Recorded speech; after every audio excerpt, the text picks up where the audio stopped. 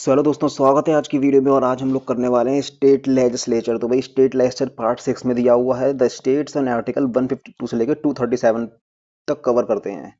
Part 6 of the constitution is divided into 6 chapter. उसे 6 chapters में divide किया गया है, जो कि होने वाला है चैप्टर 1 जनरल, जिसमें डेफिनेशन वगैरह दी हुई है। चैप्टर 2 में दिया हुआ है state executive, governor, chief minister, council of minister, advocate general वगैरह। चैप्टर 3 में स्टेट लेजिस्लेचर दी हुई है। चैप्टर 4 में legislative power of the governor. Chapter 5 में हाई कोर्ट वगैरह दी हुई है। चैप्टर 6 में दी हुई है सबॉर्डिनेट कोर्ट्स। तो अब चलते हैं आगे। Article mapping from union to state list. तो आर्टिकल याद करने की ट्रिक होती है भाई, जैसे आर्टिकल 73 से 111 तक जो आर्टिकल पार्लियामेंट वगैरह रिलेटेड हैं, उनमें अगर 89 आप जोड़ दोगे तो वो स्टेट वाले आर्टिकल बन जाएंगे एक तरह से। जैसे 73 में 18 अगर आपने जोड़ा, 9 3 12 का 2 कई लगी 1, 8 7 15 1 16, 162 आर। तो आर्टिकल 73 और 162 ये बिल्कुल सेम होने वाले हैं। और उसके बाद 112 से लेकर 213 में आपको 90 जोड़ देना है, तो सेम हो जाएगा एकदम। ये चीज़ आपको याद रखनी है। प्रेसिडेंट गवर्नर से बदल जाता है, स्टेट में आते हैं जब पार्लियामेंट स्टेट लेजिस्लेचर से बदल जाती है। जैसे प्रेसिडेंट होता है वहाँ पे डीजी और एग्जीक्यूटिव, जिसके हाथ में कोई पावर नहीं होती है, बस साइन करना होता है, वो यहाँ पे गवर्नर के पास होती है। पार्लियामेंट जो होती है वो स्टेट लेजिस्लेचर से बदल जाती है। यहाँ पे विधानसभा वगैरह होती है, वहाँ पे संसद होता है। प्राइम मिनिस्टर मुख्यमंत्री से बदल जाता है। काउंसिल ऑफ मिनिस्टर एमपी जो होते हैं वो यहाँ पे एमएलए से बदल जाते हैं। अटॉर्नी जनरल एडवोकेट जनरल से बदल जाता है। Consolidated fund of India consolidated fund of state से बदल जाता है। ये चीज आपको याद रखनी है। तो चैप्टर 2 उसका आता है स्टेट एग्जीक्यूटिव, आर्टिकल 153 से लेके 167 तक। तो वन इसमें दिए हुए हैं governor, chief minister, council of minister, advocate general. तो आर्टिकल 153 बात करता है गवर्नर की। तो गवर्नर किस आर्टिकल में आता है? आर्टिकल 153 में, कि there shall be a governor for each state. Seventh Constitutional Amendment allowed for the appointment of same person as the governor of two or more states। तो जो सातवां संशोधन हुआ था, अमेंडमेंट हुआ था, तो वो क्या कहता है कि भाई एक इंसान उत्तर प्रदेश और महाराष्ट्र, मतलब किसी भी दो या दो से ज्यादा स्टेट्स का गवर्नर बन सकता है। Article 154 executive power of the state. Executive power of state vest in the governor. तो एग्जीक्यूटिव पावर जैसे इंडिया सेंट्रल की प्रेसिडेंट के पास होती है, इसी तरह से यहाँ पे गवर्नर के पास होती है। आर्टिकल 155 कहता है अपॉइंटमेंट ऑफ गवर्नर। तो भाई अपॉइंटमेंट अपॉइंटेड बाय प्रेसिडेंट। तो प्रेसिडेंट अपॉइंट करता है गवर्नर को by warrant under his hand and seal. ये चीज आपको याद रखनी है। आर्टिकल 156 में दिया हुआ term of office of the governor. तो भाई इस चीज में डिटेल में बात करते हैं, इसमें क्वेश्चन काफी ज्यादा बनते हैं। तो आर्टिकल 156 का क्लॉज 1 कहता है governor holds office during the pleasure of the president. तो जब तक प्रेसिडेंट खुश है तब तक वो गवर्नर रहेगा। गवर्नर में address is resignation to the president. अगर उसे रिजाइन करना है तो वो प्रेसिडेंट को देगा। टर्म इसका 5 साल होता है from the date of assuming office subject to earlier removal of resignation. ठीक है, तो इनका जो टर्म होता है वो 5 साल का होता है, और फिर भी प्लेजर पे ही काम करते हैं देखा जाए तो। ये 157 बात करता है qualifications for appointment as governor. तो ये सिटीजन होना चाहिए and have completed 35 years of age. 35 साल के तो होनी चाहिए गवर्नर कम से कम। आर्टिकल 158 बात करता है conditions of governors office. Condition क्या होनी चाहिए ऑफिस की?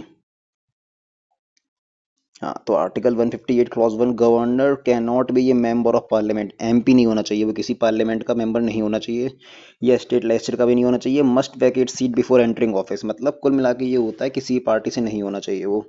Governor can not hold any office of profit. ठीक है।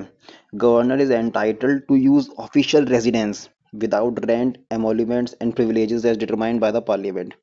गवर्नमेंट को ऑफिशियल रेजिडेंस मिलता है जिसका उसे रेंट नहीं देना होता है, एमोल्यूमेंट अलग मिलते हैं, प्रिविलेज अलग मिलते हैं, जो पार्लियामेंट से डिटरमाइन होते हैं। If serving multiple states, emoluments are shared as per presidential order. अगर वो मल्टीपल स्टेट का गवर्नर है तो प्रेसिडेंशियल ऑर्डर के हिसाब से सैलरी वगैरह उसे मिलेगी सब कुछ। Emoluments and allowances can not be reduce during this tenure. और अगर उसकी एक बार पे जो जैसे 5 लाख उसकी हो गई है कुछ भी सैलरी वगैरह, तो वो इतनी रहेगी जब तक वो रहेगा गवर्नर, चेंज नहीं होगी कम ज़्यादा। Oath or affirmation by the governor. Oath administered by Chief Justice of High Court और in absence senior most judge। जैसे ओथ मतलब शपथ ग्रहण जो होता है वो chief justice of high court के अंडर में होता है, और अगर वो नहीं होते हैं तो सीनियर मोस्ट जज के उसमें होता है। आर्टिकल 160 बात करता है discharge of governor's function in contingencies. President can appoint a person to discharge functions as governor during contingencies. इस चीज का मतलब क्या होता है भाई?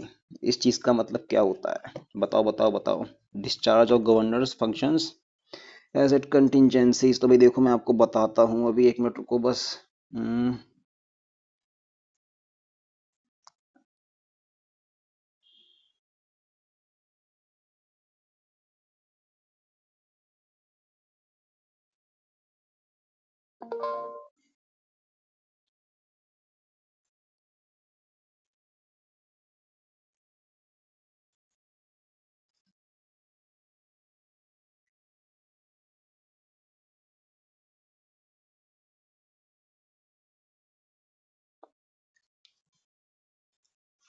तो इसका मतलब यही होता है कि discharge of governor's function in contingency, मतलब जब फ्यूचर में जरूरत पड़ जाए तो गवर्नर की ड्यूटीज वगैरह कैसे क्या करनी है उस पर बात करी गई है इस आर्टिकल में।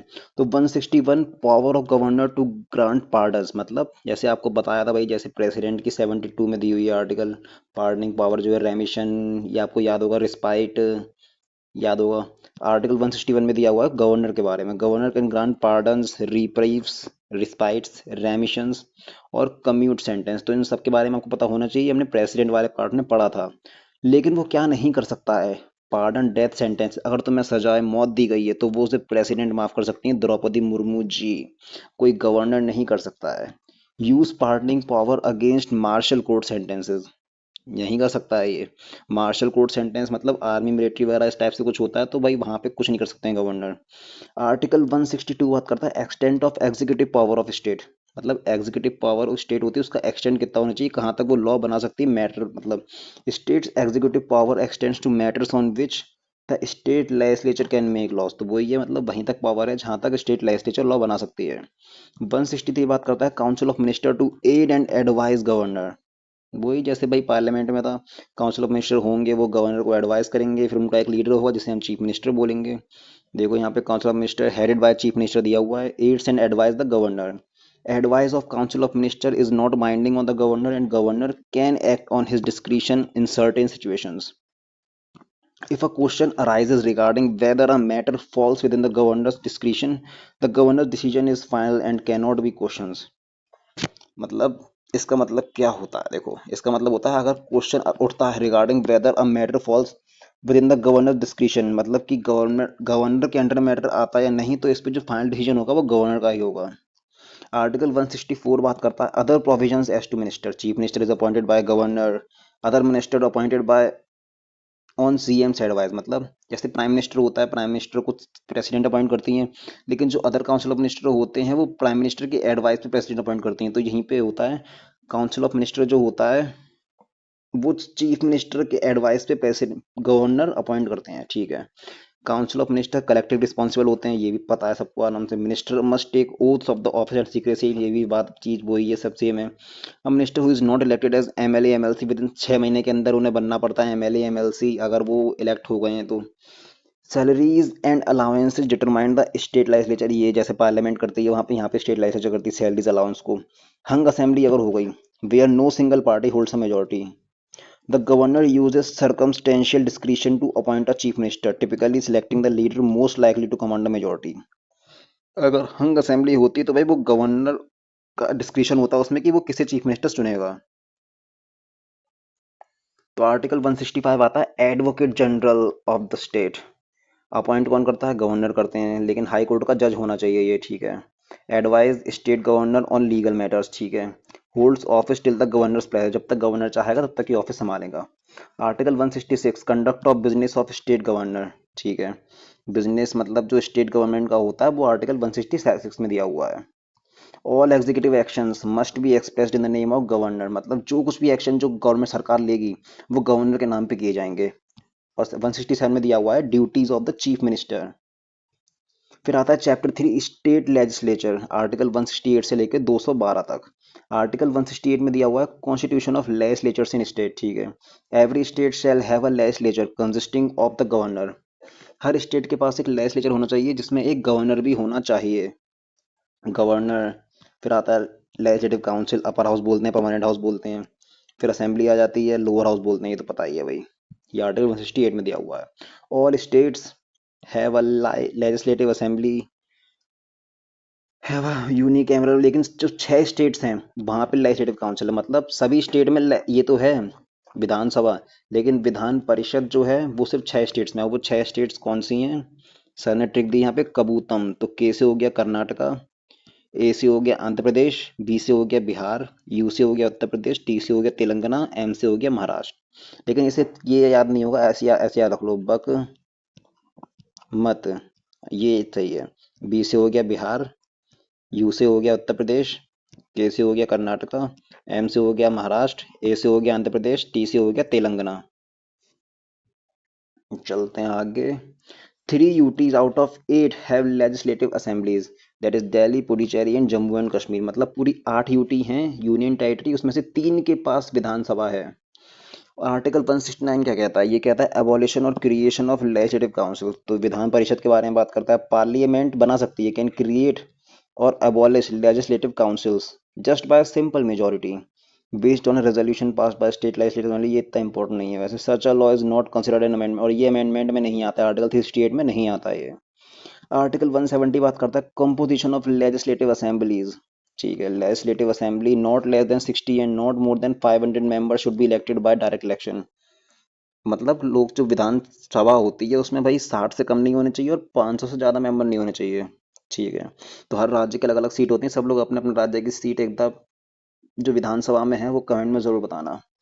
कॉन्स्टिट्यूंसी शुड हैव रफली इक्वल पॉपुलेशन। ठीक है, special case Goa, Arunachal Pradesh, Sikkim, minimum 30 members हैं इनमें। मिजोरम में 40 मेंबर्स होने चाहिए, नागालैंड में 46 मेंबर्स। आर्टिकल 171 कहता है कंपोजिशन ऑफ लेजिस्लेटिव काउंसिल, तो ये भी वैसा ही है।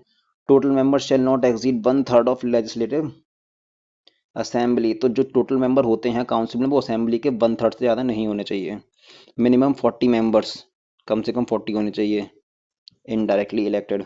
171 clause 2 out of the total members of the legislative council of state 1/3 elected by members of local authorities। ये आपको याद रखना है भाई, इसमें 1/3 है elect by local authorities. 1/12 graduate of 3 years और मोर। 1/12 टीचर्स होने चाहिए with 3 years experience. 1/3 legislative assembly members. 1/6 nominated by governor और experts in literature, science, art, social service. जी आपको याद रख लेना है, इसमें पेपर में आ जाता है भाई ये कुछ भी, ये आपको याद रखना ही पड़ेगा। तो फिर आता है 172 duration of the state legislature. Legislative assembly term 5 साल का होता है from the first meeting unless dissolve earlier. Permanent body होती है भाई, ये तो पता ही है। 173 पर जैसे आप सेम वो मान लो, जैसे असेंबली जो होती है वो लोकसभा मान लो, एंड ये लेजिस्लेटिव काउंसिल जो होता है ऐसे राज्यसभा मान लो, तो ये भी परमानेंट बॉडी होती है। 173 में आते हैं क्वालिफिकेशंस फॉर मेंबरशिप। सिटीजन होना चाहिए, 25 साल एज होनी चाहिए असेंबली के लिए, 30 साल होनी चाहिए काउंसिल के लिए। Must possess other qualifications prescribed by the parliament. 174 में आते हैं सेशंस, प्रोरोगेशन, डिसोल्यूशन। ठीक है, 174 क्लॉज 1 बात करता है governor summons house of the legislator maximum gap between 2 session से 6 months। ठीक है, governor can prorogue houses dissolve legislative assemblies. मतलब ये वही हो गया जैसे प्रेसिडेंट जो होता है प्रोरोग कर सकता था, डिसॉल्व कर सकता था, तो वैसे ही गवर्नर यहाँ पे पूरी पावर दी हुई है। आर्टिकल 175 में दिया हुआ गवर्नर्स एड्रेस एंड मैसेज। तो गवर्नर में address and send message to legislative assembly both houses, मतलब किसी को भी मैसेज एड्रेस कर सकते हैं गवर्नर। स्पेशल एड्रेस कब होता है इनका? जब फर्स्ट सेशन होता है सरकार बनने के बाद, और फर्स्ट सेशन हर साल का, तो तब करते हैं special address. 171 rights of ministers and advocate general, ये भी ऐसा ही हटा दो, याद करें बस, ये आप लोग याद करते हैं ना, इसमें अंदर इतना कुछ खास वो सब चीज़ें नहीं है। 178 में दिए हुए हैं speaker and deputy speaker legislative assembly के। 179 में दिए हुए हैं वैकेशन एंड रेजिग्नेशन और removal of speaker deputy speaker. ये रेजोल्यूशन पास किया जाता है, मेजोरिटी में होने चाहिए, तो ये भी चीज़ नॉर्मली है, इतना कुछ ध्यान नहीं रखना है आपको, नॉर्मल बेसिक बेसिक आर्टिकल बस याद रखना। आर्टिकल 180 में दी हुई है duties of the deputy speaker. ठीक है, ड्यूटी क्या है भाई? जब स्पीकर अब्सेंट होगा तो डेप्यूटी स्पीकर आ जाएगा, वही ड्यूटी है सब चीज़ें। अब आ जाते हैं स्टेट लेजिस्लेचर आर्टिकल 181 पे। भाई बहुत सारे आर्टिकल दिए हुए हैं यार इसमें। आर्टिकल 181 पे आते हैं speaker due deputy speaker not to preside during consideration और रिजोल्यूशन फॉर द, मतलब स्पीकर या डेप्यूटी स्पीकर अपने ही रिमूवल के टाइम पे भाई वहां पे प्रिसाइड नहीं कर सकते हैं। आर्टिकल 182 कहता है chairman and deputy chairman of legislative council के बारे में। 183 में vacation, designation, removal of chairman, note, ये भी फालतू चीजें हैं भाई, आपको आर्टिकल मोटा मोटा याद दिमाग में रखना है, आर्टिकल पूछ सकता है बस। Article 184 duties of deputy chairman. Article 185 chairman और deputy chairman shall not preside when his removal resolution is being considered. मतलब वही चीज़ है भाई, जब इनके रिमूवल की बात चल रही हो तब वो लोग डिसाइड नहीं कर सकते हैं। आर्टिकल 186 बात करता है salaries and allowances of speaker deputy speaker, salaries allowances की बात होती है यहाँ पे। Article 187 secretariat of state legislature, secretariat of state legislature, article 187 में appoint and regulated by state legislature, जो सेक्रेटेरिएट होता है, सेक्रेटरी होता है जो। आर्टिकल 188 बात करता है oath and affirmations by member, शपथ की बात करता है। आर्टिकल 189 करता है voting in houses vacancies and quorum वोरम की बात करता है। तो कोरम वाला इसमें दिया हुआ होगा, कोरम देखो 189 में दिया हुआ है, quorum for a meeting 10% of the total membership. इतनी कोरम मतलब इतने लोग होने ही चाहिए मीटिंग करने के लिए। आर्टिकल 190 में दिया हुआ है वैकेशन ऑफ सीट्स, सीट्स कब वैकेट होती हैं, अगर person is member of both houses, अगर दोनों हाउस का मेंबर है तो उसे छोड़नी पड़ेगी ये सीट। अ मेंबर रिजाइंस, अगर वो मेंबर रेजिग्नेशन दे देता है, a member become subject to disqualification, वही एंटी डिफेक्शन लग जाता है। आर्टिकल 191 डिस्क्वालिफिकेशन ऑफ मेंबरशिप, ये बात की गई है। Holds office of profit, unsound mind हुआ, अनडिस्चार्ज, इंसॉल्वेंट हुआ, यही सब चीज़ें हैं। 192 में दिया हुआ डिसीजन ऑन डिस्क्वालिफिकेशन। 193 में दिया हुआ है penalty for sitting and voting before taking oath, मतलब बिना शपथ लिए तुम बैठ रहे हो या वोट कर रहे हो जाके तो तुम्हें डिस्क्वालीफाई कर दिया जाएगा। आर्टिकल 194 में दी हुई powers privileges and immunities of state legislative immunities के बारे में बात करी गई है, मतलब इन पे कोई केसेस नहीं लग सकता है। आर्टिकल 195 में बात करेगी salaries and allowances of members, ठीक है। आर्टिकल 196 में बात करी गई है introduction and passing of bills के बारे में, ठीक है। Bills can originate in either houses.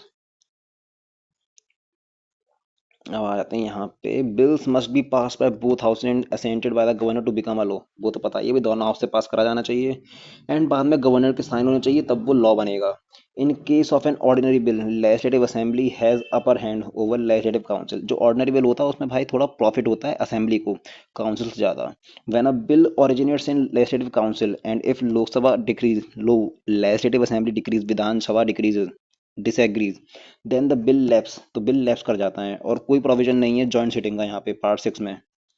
What happens when a bill originates in low legislative assemblies, two cases, यहाँ से बना है काउंसिल के पास आ गया, फिर गवर्नर साइन करता है, यहाँ से आया फिर यहाँ गया लेकिन बिल रिटर्न कर दिया गया तो वो फिर भेज देंगे एंड फिर गवर्नर के पास आएगा साइन कर दिया जाएगा।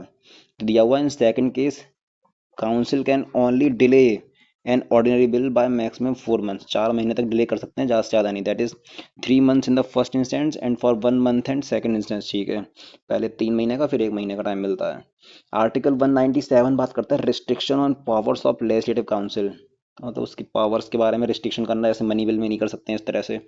आर्टिकल 198 बात करता है special procedure for money bills, procedure के बाद ये भी सब भाई स्टेट के इतने नहीं पूछे जाते हैं, आप लोग टेंशन मत लो। बस ये याद रखना आर्टिकल डेफिनेशन जैसे आपको ये दिया हुआ है 89 मैंने कही थी ना, 89 आपको ऐड कर देने थे, तो 110 में दिया हुआ है मनी बिल आपको पता है और इसमें जोड़ो 89 तो हो जाते हैं 199। तो भाई यहाँ पे 199 में डेफिनेशन ऑफ मनी बिल दी हुई है और 110 में क्या दिया हुआ था, पार्लियामेंट में जो पास होता है मनी बिल उसके बारे में। 200 दिया हुआ assent to bills by the governor, और प्रेसिडेंट की किस में दी थी, 111 में वीटो पावर दी हुई थी, तो यहाँ पे गवर्नर की दी है 200 आर्टिकल में। वो ही चीज़ें हैं सेम, अगर आप लोग समझ जाओगे प्रेसिडेंट वाला पढ़े होगे तो ये बड़े आराम से हो जाएगा, दिमाग नहीं लगाना है आपको। 201 बात करता है bills reserve for president consideration, ठीक है, प्रेसिडेंट कंसिडरेशन के लिए बिल जब रिजर्व कर ले आते हैं वो 201 में दिया है। 202 में दिया हुआ है एनुअल फाइनेंशियल स्टेटमेंट, ठीक है। तो जो फाइनेंशियल स्टेटमेंट होता है बजट होता है भाई, उसके बारे में बात करेगी 202 में। 203 में बात करेगी procedure in legislature with respect to estimates, ठीक है, ये भी इतना कोई इंपॉर्टेंट है नहीं। डिमांड्स फॉर ग्रांट्स पहले देख लें भाई कितनी देर हो गई है, ठीक है। Demands for grants made only on the recommendation of the governor, ठीक है, गवर्नर की रिकमेंडेशन होनी चाहिए तब डिमांड फॉर ग्रांट बनती हैं। 204 में अप्रोप्रिएशन बिल्स के बारे में दिया हुआ है। 205 में supplementary additional and excess grants के बारे में दिया हुआ है। 206 में votes on accounts votes of credit and exceptional grants के बारे में दिया हुआ है। 207 में special provisions for financial bills, और ये सब हम लोगों ने पढ़ लिए हैं भाई पार्लियामेंट वाले में, तो वहाँ आप समझ लेना अच्छे से। 207 में special provisions for financial bills, ठीक है। 208 में रूल्स ऑफ प्रोसीजर, 200 पे ये सब आर्टिकल का इतना है नहीं, आप लोग एक बार देख लेना, सब मोटे मोटे वही चीज़ें लिखी हुई हैं। ये 214 से 31 में हाई कोर्ट आ गई है, यहाँ सबॉर्डिनेट कोर्ट्स आ गई हैं, ये थोड़ा अच्छा पार्ट आया भाई।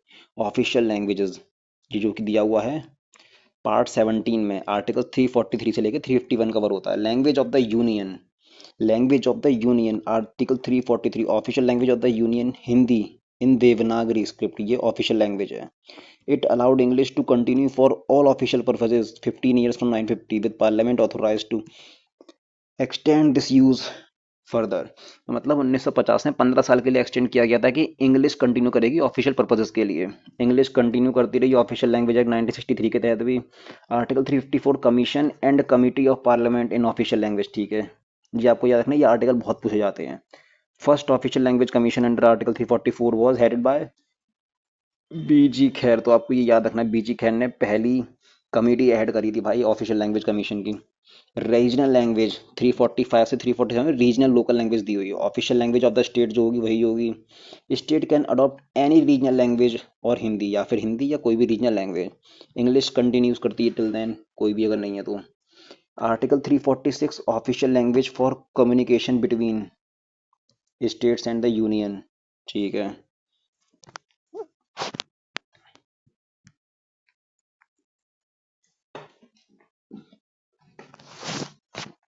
हाँ तो आर्टिकल 345 में आते हैं भाई इसके बाद।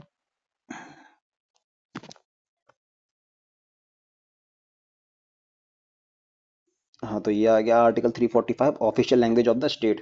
State can adopt any regional language और हिंदी, या ये होती है 346 पढ़े official languages for communication between states and union, ठीक है। स्टेट और यूनियन के बीच में कम्युनिकेशन किस लैंग्वेज में होगा, हिंदी या फिर इंग्लिश में होगा। 346 में दिया हुआ है ये। 347 में दिए special provision relating to language spoken by section of population, ठीक है। हाँ, language of judiciary, language of supreme court, high court and bills, ये सब इंग्लिश में होते हैं। All proceedings bills and act should be in English. तभी आप लोग कभी सुप्रीम कोर्ट की हेयरिंग देखना या हाई कोर्ट की, तो वहाँ पे सब इंग्लिश में ही बात कर रहे होते हैं। गवर्नर ऑफ अ स्टेट में with the prior consent of the president authorise the use of Hindi और another official state language in high court. तो गवर्नर प्रेसिडेंट परमिशन से कोई भी लोकल लैंग्वेज रखवा सकता है हाई कोर्ट में।